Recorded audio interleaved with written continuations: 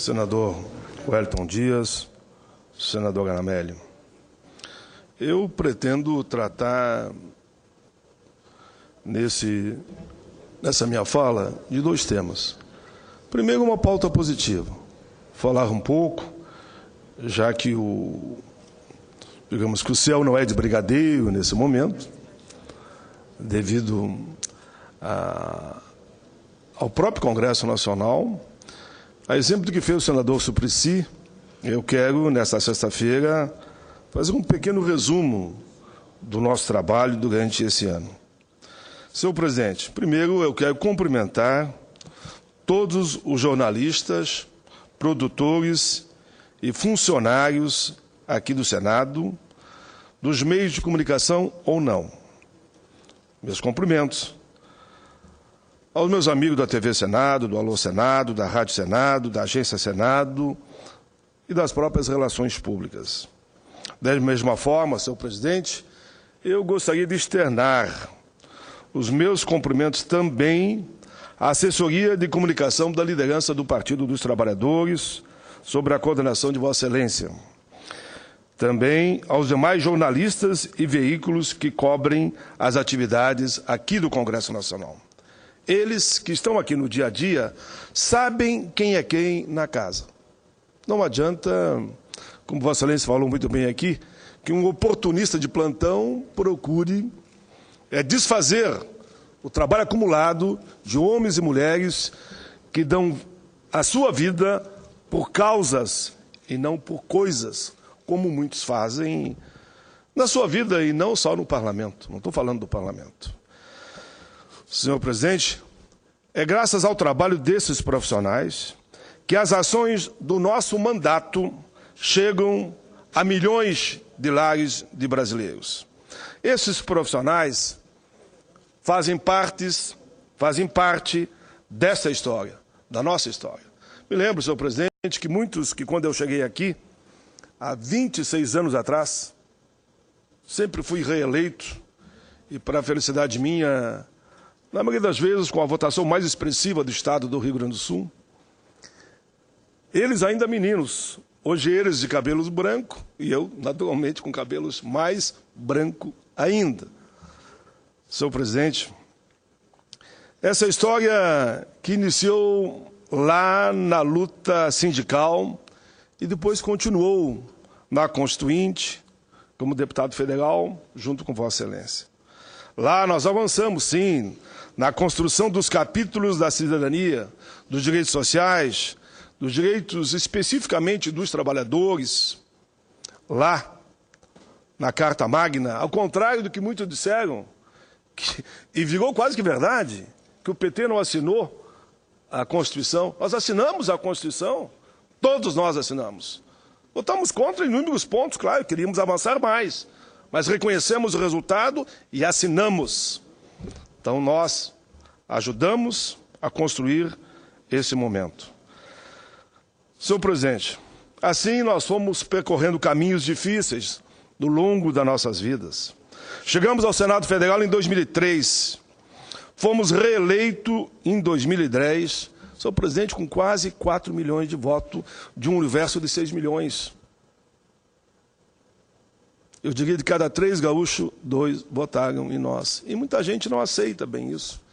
Tive a alegria de chegar ao Senado com essa grande votação, quando uns diziam na época, aqueles que eu chamo oportunistas de plantão, não, o país não se elege, porque as pesquisas mostram que ele está em 5º lugar. Chegamos junto. Chegamos aqui, estamos aqui junto com a senadora Ana Amélia. A senadora Ana Amélia, que fez uma brilhante votação também. A senadora Ana Amélia, que nunca foi candidato a nada. Eu fiz em torno de 4 milhões, mas ela fez em torno de 3,5 milhões de votos, para quem nunca foi candidato, senadora. É por competência mesmo que Vossa Excelência fez essa expressiva votação. Mas muitos diziam que eu chegava e que Vossa Excelência também não chegava. E nós chegamos, e chegamos bem, e temos respondido à população que criou essa expectativa no nosso trabalho, principalmente no meu caso, claro, eu não nego, eu tenho lado. na questão dos direitos sociais, dos trabalhadores, dos aposentados, dos pensionistas e de todos os discriminados. E aqui eu vou dizer tudo que nós já, mais ou menos, aprovamos, não tudo, porque não dá, né?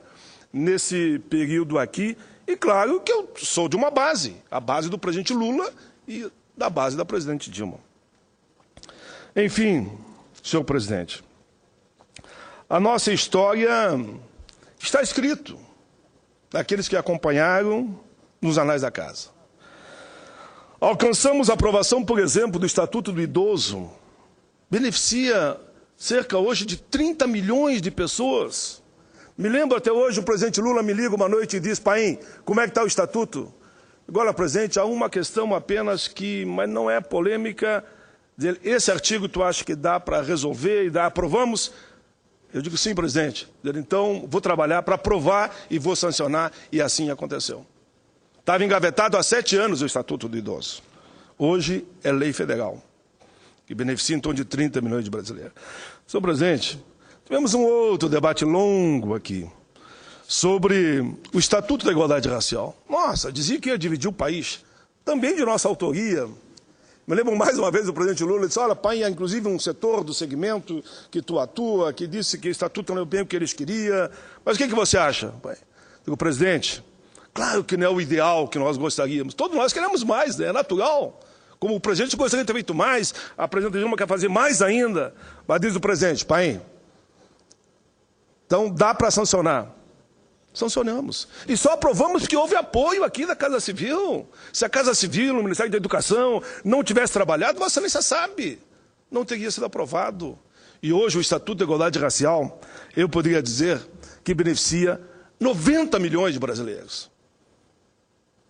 Senhor presidente, percorremos o país ouvindo, e foram muitas e muitas viagens, ouvindo a população e buscando sugestão para a construção de uma política definitiva para o salário mínimo.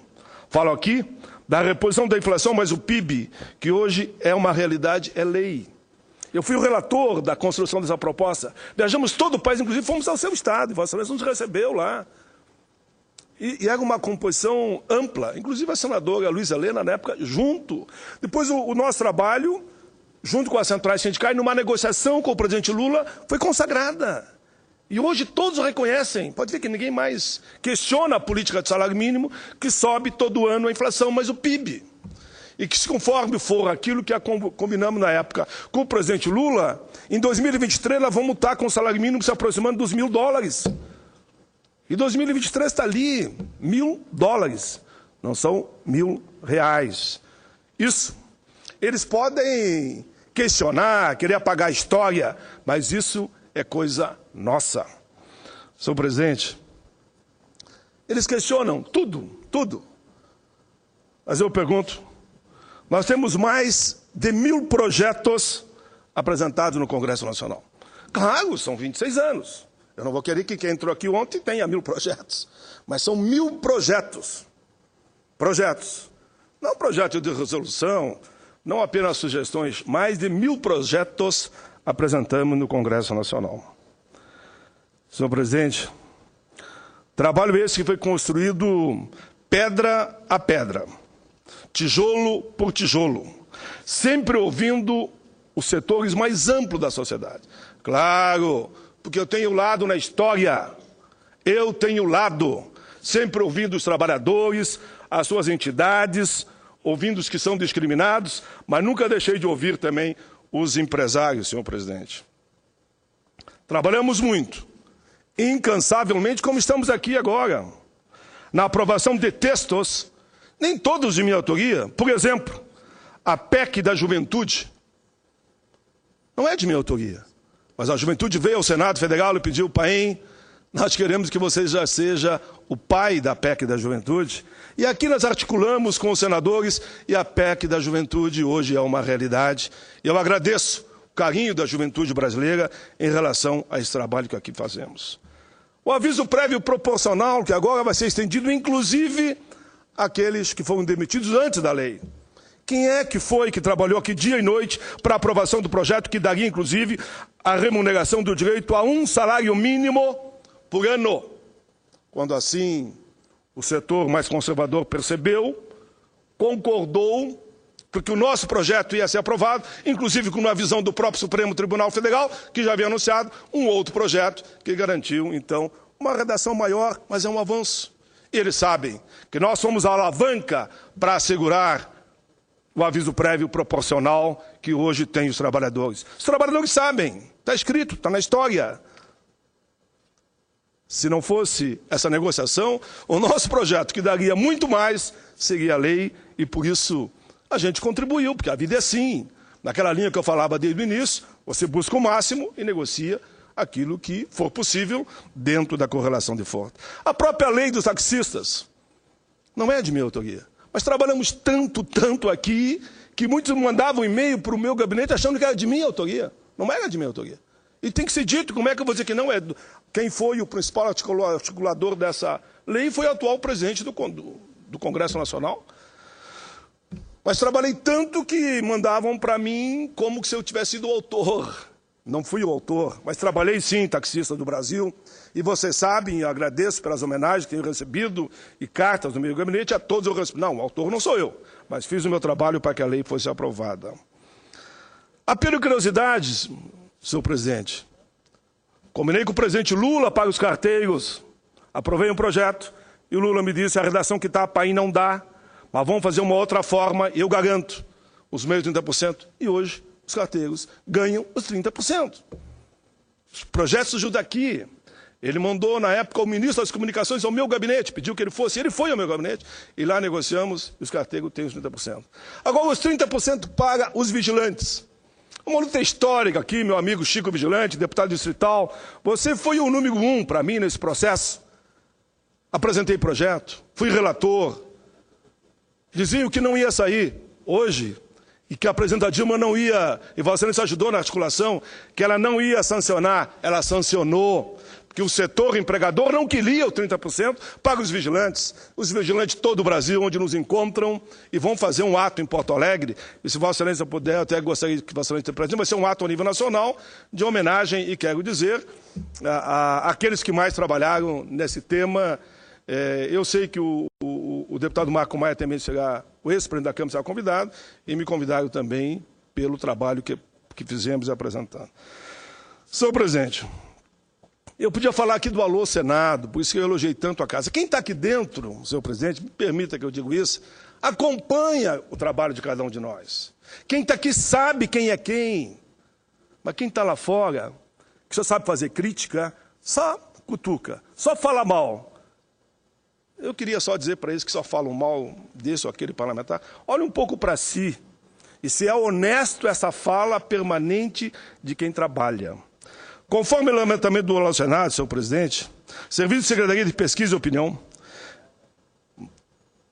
nós recebemos em torno de 8.000 mensagens, somente esse ano que passou. 8.000 mensagens do Brasil, fazendo pergunta e querendo que eu respondesse. 8.000 dirigida para que eu respondesse questões voltadas ao mundo social.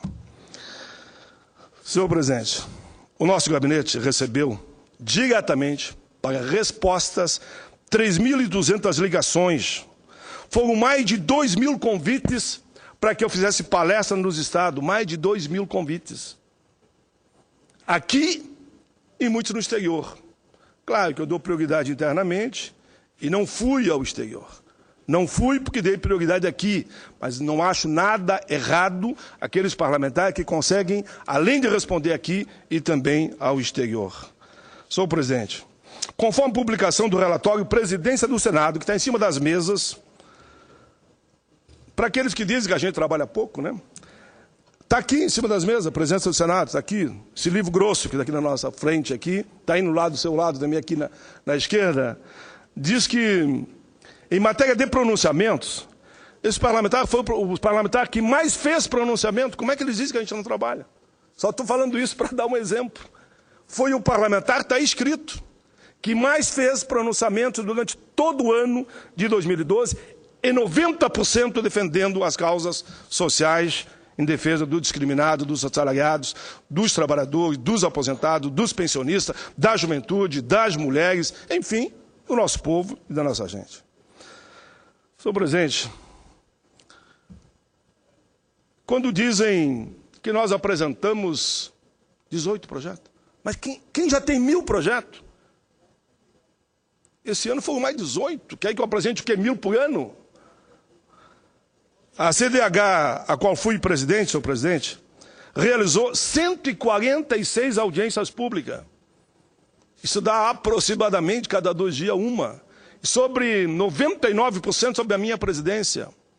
Toda segunda-feira pela manhã, senhor presidente. O Brasil acompanhava os grandes debates que lá fazíamos com a sociedade brasileira. Eu vinha todos os domingos e vou continuar vindo. De volta a Brasília, para segunda-feira, abrir a sessão às 9 horas, com a cobertura aqui da TV Senado, para debater todos os temas, todos.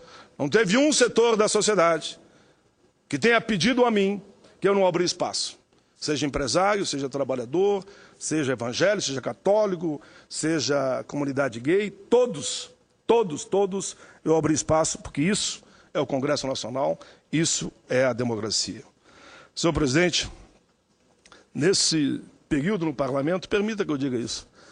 Eu recebi o título de cidadão da maioria dos estados brasileiros. Claro, não de todos. Mas se dividir, a maioria recebeu o título de cidadão dos estados. E nenhum, não pense que é aqueles títulos que alguns inventam e falam com liberdade, porque quem está ouvindo sabe disso, em qualquer dos estados, que algum pega o articulo lá para que o deputado do partido dele, sei lá o quê, indique lá e faz uma briga espontaneamente. A maioria dos casos eu nem sei quem é que foi o autor, e em inúmeros casos não fui nem receber com o meu título de cidadão de Brasília. Não deu para ir receber. Senhor presidente, eu faço esse balanço para que as pessoas saibam um pouco da nossa história num momento desse que fazem tanta crítica à atuação de cada um dos parlamentares, e eu me vi na obrigação, em respeito ao povo brasileiro e gaúcho, a vir a essa tribuna. Senhor presidente, quer dizer que guardo com carinho todas as homenagens, as cartas emocionadas, Berenice Piana de Piana, do autista, as cartas que você me mandou, e aprovamos a lei dos autistas, que surgiu lá na Comissão de Direitos Humanos, e Vossa Excelência foi o principal articulador junto ao Palácio, permita que eu diga isso, por isso foi sancionada, que beneficia os autistas de todo o país, surgiu lá das nossas mãos, e a sua carta mostra, minha querida Berenice Piana de Piana, cartas emocionadas, cheia de lágrimas que você me mandava, e hoje você lembra, cada momento, talvez por telefone, o que foi aquela história. Senhor presidente,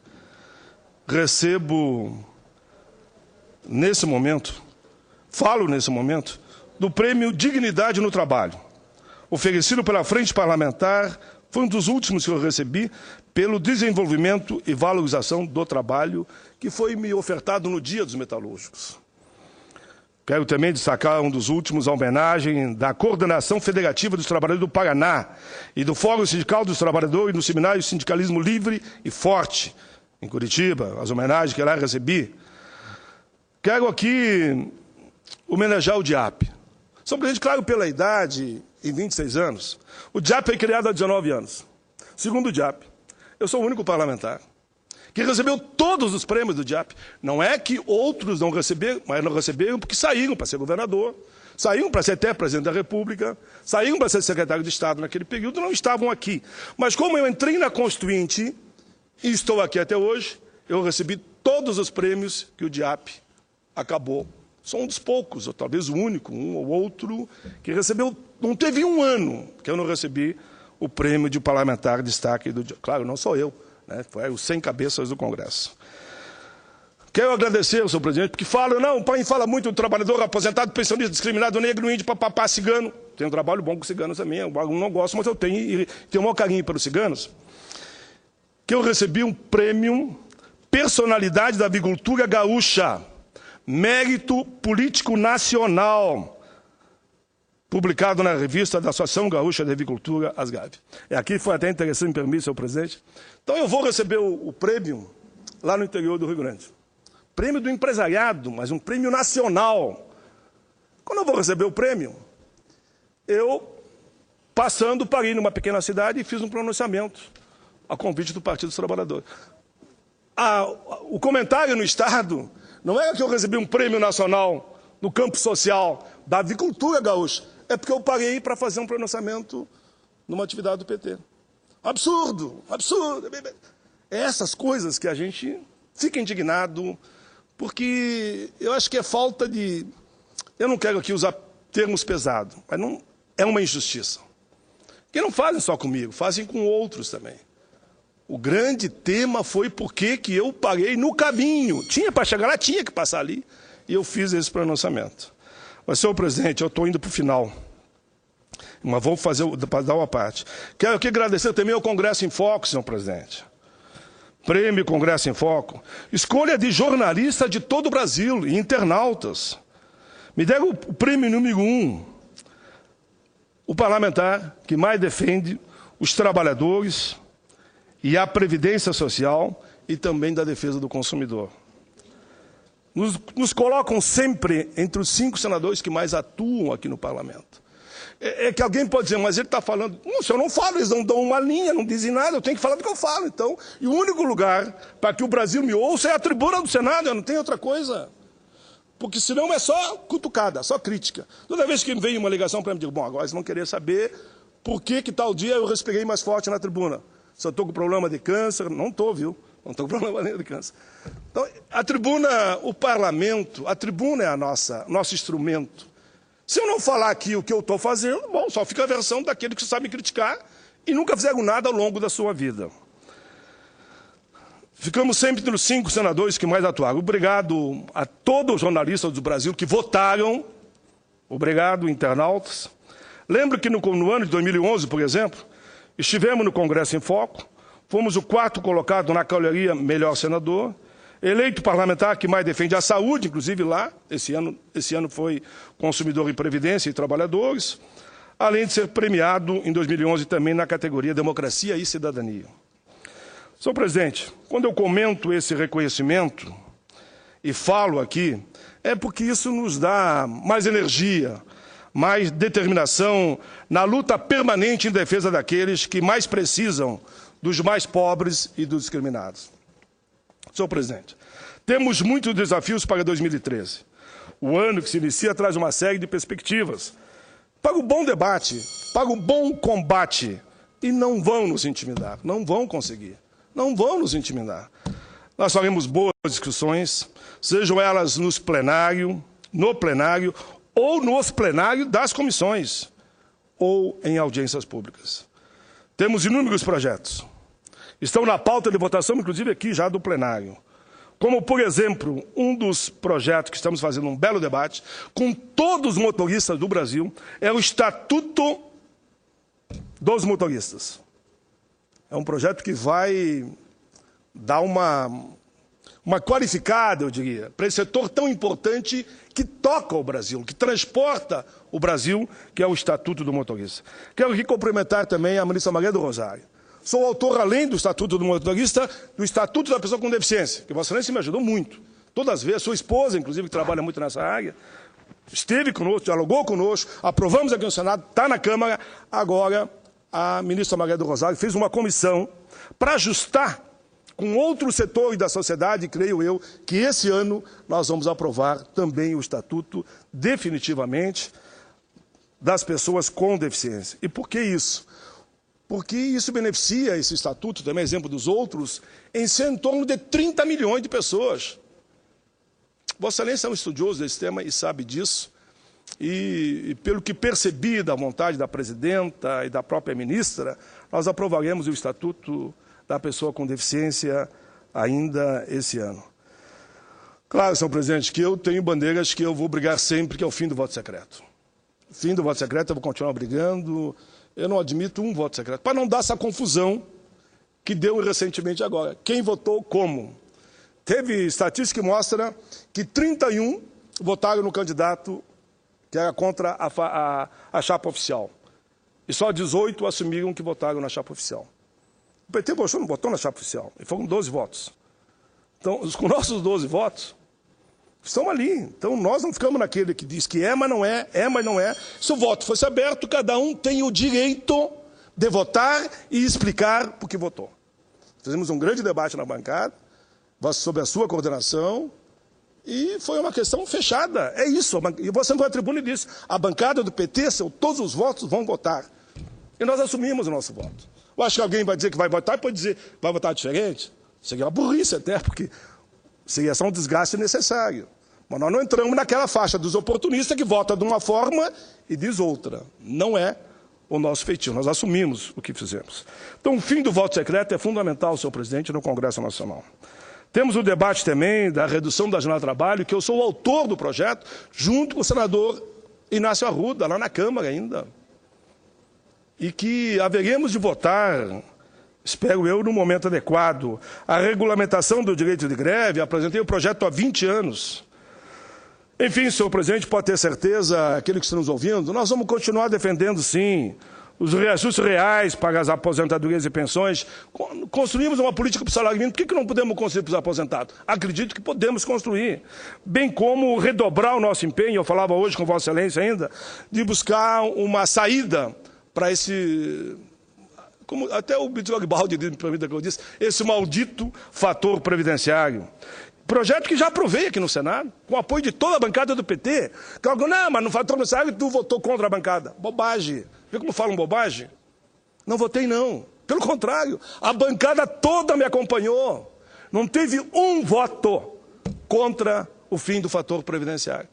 A bancada toda me acompanhou. Então eles fazem confusão. Está lá na Câmara agora. O reajuste aposentado também. A bancada do PT me acompanhou na íntegra. Não teve um voto contra. Inclusive, buscar uma saída para a reposição. Não teve um voto. Então, eles dizem que nesses temas... Ah, mas aí tu votou contra. Não votei contra, pelo contrário, a bancada votou comigo, entendeu? Os argumentos eram sólidos, na busca de encontrar, claro, uma saída negociada lá na Câmara, que até o momento não aconteceu. Senhor presidente, quero também dizer que... Só um detalhe do fator, para nós irmos finalmente, aproveitando a tolerância de Vossa Excelência, nesta sexta-feira para amanhã, o fator previdenciário ele reduz quase que 50% o salário do trabalhador no ato da aposentadoria. Coisa que não se aplica para o Executivo, para o Legislativo, nós aqui, e nem para o Judiciário. Por isso que nós temos que achar uma fórmula. Os outros todos, senhor presidente, Vossa Excelência já sabe, você pega as 80 maiores contribuições de 94 para cá, que acaba dando o princípio da integralidade e dá o direito para o cidadão. Para o trabalhador seletista, e a Previdência aí tem um superávit de 15 bi mais ou menos, faz esse cálculo, mas depois aplica um redutor de 50%. Não é justo, porque são efetivamente aqueles que mais precisam, e por isso eu tenho muita esperança que, sob a sua liderança, nós vamos encontrar um caminho. Quero só lembrar, para ir para os finalmente, senhor presidente, é finalmente mesmo, em 1º de maio, a maior conquista dos trabalhadores brasileiros vai completar 70 anos, que é a nossa CLT. E todo mundo sabe que não venham com essa de flexibilizar o direito dos trabalhadores, como eu digo, só por cima do meu cadáver. E muitos não aceitam que eu diga isso. Eu vou continuar dizendo. Não tem nada não de abrir mão aqui de direitos básicos dos trabalhadores e queremos fazer uma grande atividade dos 70 anos do direito da CLT, consolidação do direito do trabalho. Senhor presidente, para terminar, como eu venho falando há um bom tempo, temos de ficar de olhos bem abertos. Sempre aqueles setores que querem diminuir o direito dos trabalhadores. Se depender de mim, não tem essa. Não tem e não vai acontecer. E por isso ficam alguns brabos comigo e fazem as suas articulações. É legítimo que façam as suas, mas eu virei à tribuna sempre defender o direito dos trabalhadores. Quero dizer também, meus amigos, do Estatuto da Juventude. Sou relator do Estatuto da Juventude, indicado pelo presidente Jaime Campos, da Comissão de Ações Sociais. Faremos uma grande audiência no Rio Grande do Sul. Vou convidar os relatores anteriores também que estejam presentes, por exemplo, Rodolfo, Manuela e tantos outros, que trabalharam nesse tema. A secretária nacional da Juventude da Presidência da República esteve ontem comigo, anteontem, confirmou que vai estar presente nessa grande audiência no Rio Grande do Sul e uma grande audiência aqui em Brasília, unindo as lideranças da juventude de todo o Brasil. Quero dizer também, àqueles que estão me ouvindo, e eu falava antes numa parte a Vossa Excelência, quanto ao PL 122, nós temos que construir uma redação que faça com que a comissão aprove e vai ainda para a CCJ. E por isso eu vou reunir com todos os setores. Não apresentarei o meu relatório sem deixar de conversar com todos os setores que estão tratando desse tema contra ou a favor. Por fim, reitero a necessidade de o Congresso Nacional estabelecer cada vez mais uma postura firme e clara na sua independência. E passa pela apreciação dos vetos. Eu sei que é uma preocupação também de Vossa Excelência. De fato, não dá para entender. Isso sim, não dá para entender. Como é que a gente vai explicar que tem 3.000 vetos que não foram apreciados? E permito, com todo respeito àqueles que defendem essa tese, mas eu vi uma tese, a imprensa me perguntou, dei minha opinião. Não, mas tem uma tese que vai ser apresentada que diz o seguinte: se o veto não for apreciado em 90 dias, ele fica permanente. Meu Deus do céu, hoje nós somos governo, mas poderia não ser um dia. O que vai acontecer se essa tese chegar a passar? Bom, com todo respeito àqueles que defendem a tese. Olha, a maioria simplesmente não deixa votar. Em 90 dias, o veto acabou a independência do legislativo em matéria de legislação. A última palavra sobre o projeto de lei aprovado é do legislativo. Vai para o executivo, vetou, volta para cá e nós concordamos com o veto ou não. Quem tem maioria, o que vai fazer? Vai dizer não vota. Só isso. Pronto. Em 90 dias, o veto vira lei. Então não dá, com todo respeito. Eu entendo até que quem apresentou para o debate, para construir uma saída. Eu tenho o maior respeito pelos senadores que defendem a tese.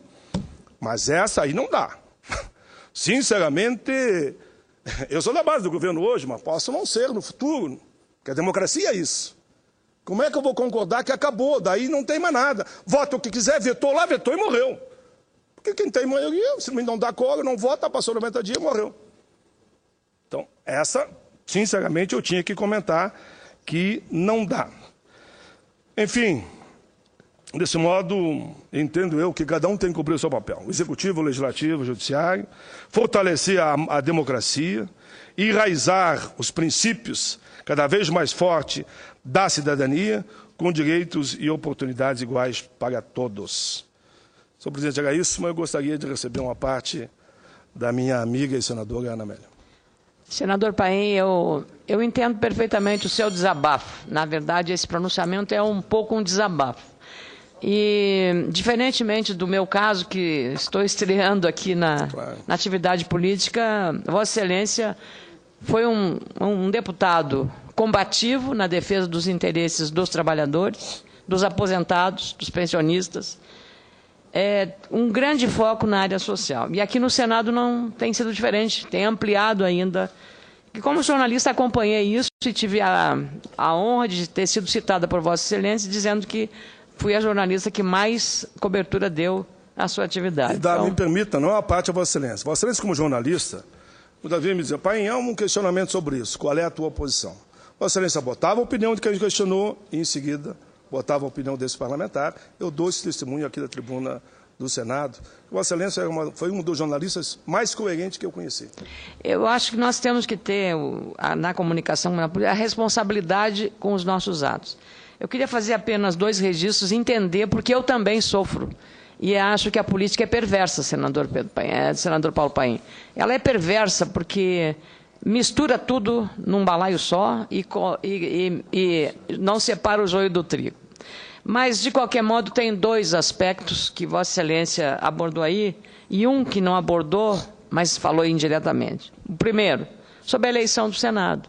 Nós tivemos posições muito claras sobre essa matéria. E posições políticas definidas, Vossa Excelência, pela determinação da sua bancada. É uma atitude política de comprometimento com a orientação partidária. Qual é o erro disso, Vossa Excelência? Eu pretendia fazer uma manifestação de protesto a um sistema viciado, a um sistema de cúpula, a um sistema de voto fechado, de voto secreto, melhor dizendo. Isso também não foi entendido. Nosso Estado é um Estado de lado, como Vossa Excelência disse, de lado, que é Grêmio, Inter, no futebol, no esporte. Então, entendi que o sentimento político das pessoas tinha que ser observado e levei a isso, porque o ato político era pela abstenção. Mas não foi entendido, então eu assumi e declarei.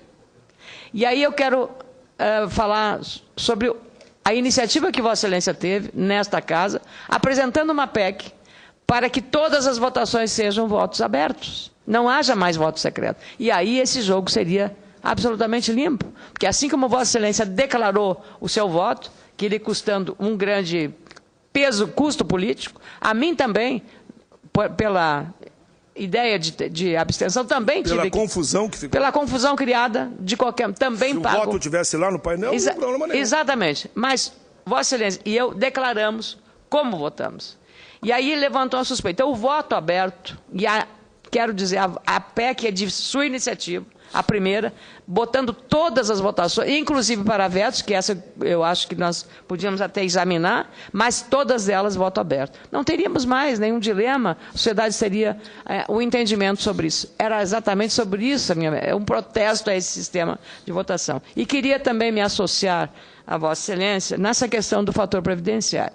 Não só nesta matéria, mas, senador, não é possível, Vossa Excelência chama aos brios a casa. Nós temos que fazer prevalecer.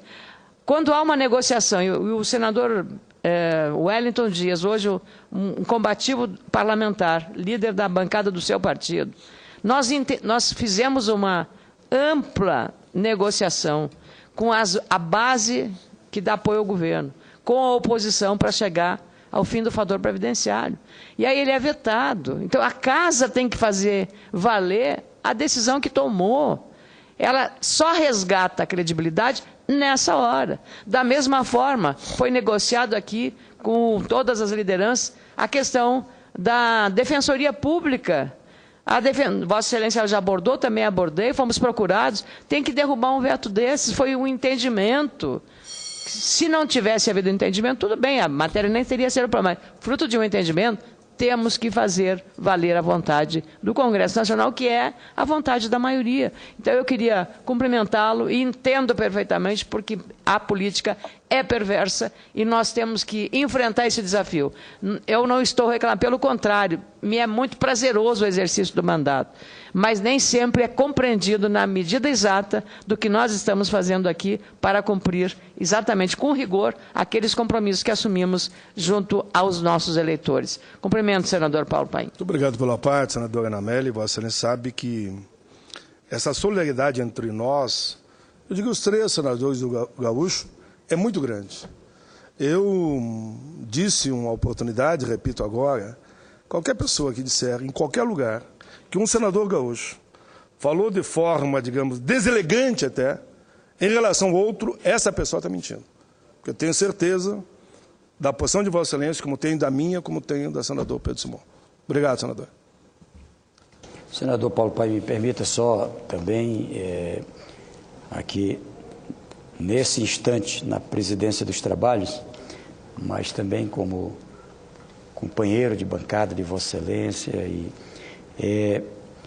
Primeiro, é preciso dizer que o Brasil realmente tem uma coisa que, que muitas vezes nos angustia, acho que a fala da senadora Ana Amélia retrata bem isso, mas eu acho que vale a pena que essa liberdade, às vezes deturpada, às vezes desviada, às vezes caminha para a irresponsabilidade, caminha muitas vezes para a completa falta de coerência, mas é o preço da democracia, é o preço da liberdade.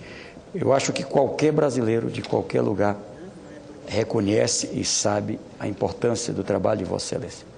E como alguém que testemunha isso, aí já na casa dos 30 anos, eu não posso deixar de dizer, Vossa Excelência é seguramente, já entrou para a história como um dos mais atuantes parlamentares do Congresso Nacional, da Câmara, quando deputado federal, e do Senado.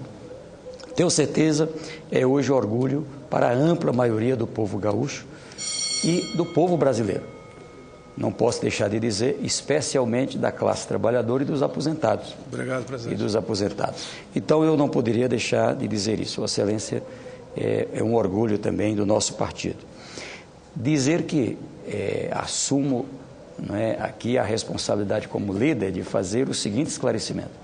O nosso partido defende, e eu tenho orgulho de dizer, fizemos isso, tinha muitas posições divergentes dentro da nossa bancada. Os 12 parlamentares na data da votação. Tínhamos divergências. Buscamos diálogo com o PMDB. Qual é a tese? Senadora Ana Amélia, veja só um dado que pouca gente sabe. Quando a gente fala em democracia no mundo e perguntamos, lembramos Estados Unidos. Aliás, os mesmos órgãos da imprensa que batem muito no Congresso Nacional, que batem muito nas estruturas democráticas do Brasil, dão capas, muitas vezes, não é, para os que representam os poderes nos Estados Unidos da América. Os Estados Unidos da América vive o bipartidarismo. Os Estados Unidos da América, eu vou assistir Lincoln, é um filme que mostra muito a libertação dos escravos das Américas, uma das mais importantes decisões da história para o mundo, inclusive influenciando em outras regiões do mundo, foi feita com corrupção. Foi feita, é o que o filme Lincoln mostra num registro histórico. Foi feito com compra de voto do parlamento. Veja só a situação. No parlamento americano, o partido que tem a maioria tem 100% da mesa. Lá não tem proporcionalidade como tem no Brasil. 100% da mesa do Senado Federal ou da Câmara Baixa dos Estados Unidos, 100% da mesa é do partido majoritário. As comissões técnicas, todas as comissões técnicas, 100% da composição, um único partido. O partido adversário, o partido que não tem a maioria, não tem essa participação. Eu, como brasileiro, tenho orgulho do critério da proporcionalidade adotada pelo Brasil e alguns países democráticos do mundo, Irlanda, França, enfim. Poder nessa mesa, eu lidero um bloco com 24 parlamentares, o senador Eunício, um bloco com 29 parlamentares, o senador Jean Argel, de 12 parlamentares. Somando esses 3 blocos, nós teríamos 2/3 desse parlamento. Poderíamos, por essa maioria, ter 100% desses blocos na mesa. Não. Aqui votamos no PSDB para ter assento na mesa. Aqui votamos para o DEM ter assento na mesa, partidos de oposição. E assim nas comissões, o PSOL, um partido pequeno, pelo critério que eu tenho muito orgulho de defender, da representação da minoria, ter participação nas comissões, inclusive Comissão de Constituição e Justiça, uma das mais importantes dessa casa. Então foi esse critério que norteou. Eu acho que hoje nós estamos aqui, amanhã a composição será outra, porque a sociedade muda, a composição dos partidos muda. Eu sustento que esse parlamento precisa cumprir o critério da proporcionalidade. E foi isso que pesou na nossa decisão. E agradeço a Vossa Excelência e todos os membros da bancada que compreenderam isso, seguindo a orientação. Da mesma forma que respeito as posições por razões diversas externadas de outros que respeitam a proporcionalidade, mas tinham argumentos para tomadas de determinada decisão. Então, eu não poderia deixar de dizer aqui ao povo gaúcho, tá certo, às outras pessoas, Vossa Excelência faz algo também que é importante, que foi o cumprimento de um debate democrático que fizemos, e ajudei nessa coordenação para a tomada de uma decisão. Então, eu queria aqui, em nome, tá certo, posso dizer aqui com certeza, pelo menos da ampla maioria do povo brasileiro, é um orgulho ter Vossa Excelência no Parlamento Brasileiro, no Senado Federal. Obrigado, presidente. Fala não há motivo nenhum de eu alongar o meu pronunciamento. Vossa Excelência faz um esclarecimento claro ao povo brasileiro, inclusive ao nosso partido. Setores do nosso partido não estavam entendendo bem o que estava acontecendo. Setores do nosso partido que têm um entendimento, mediante a sua fala, não fica mais nenhuma dúvida sobre todo o debate que aqui fizemos. Só posso cumprimentar a Vossa Excelência. Que bom que numa sexta-feira pela manhã, véspera de carnaval, esses 3 senadores, com esse debate e com o discurso de Vossa Excelência, tenho certeza, da senadora Ana Amélia, enriquecem a democracia brasileira e quem ganha com isso é toda a nossa gente. Viva